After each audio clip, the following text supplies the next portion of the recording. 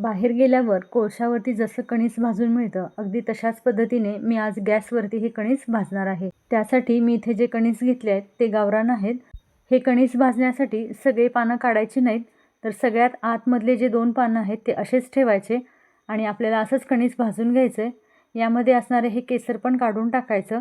वरती 2 पानं ठेवून भाजल्यामुळं कणीस आतपर्यंत व्यवस्थित भाजलं जातं आणि अगदी मऊ पण होतं.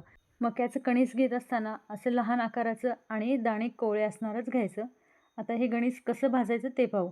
अशा प्रकारची जाळी गॅसवर ठेवायची आणि यावरती कणीस भाजायचं आहे.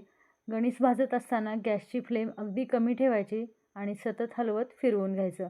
अशा प्रकारे पान ठेवून भाजल्यामुळे कणसाचे दाणे खूप काळे होत नाहीत, पण तरीही आतपर्यंत छान भाजले जातात आणि अगदी मऊ पण होतात.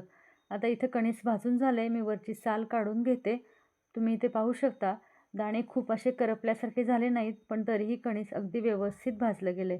आता हे कणीस भाजल्यानंतर गॅसवरती अशा प्रकारे खूपच कचरा होतो, तर हे काढण्यासाठी अगदी 1 मिनिटाभरात स्वच्छ होऊन जातं.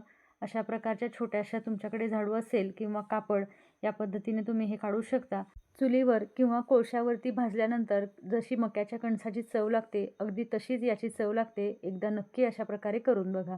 यानंतर कणीस गरम आहे तोपर्यंतच अशा पद्धतीने लिंबू आणि मीठ लावून घ्यायचं.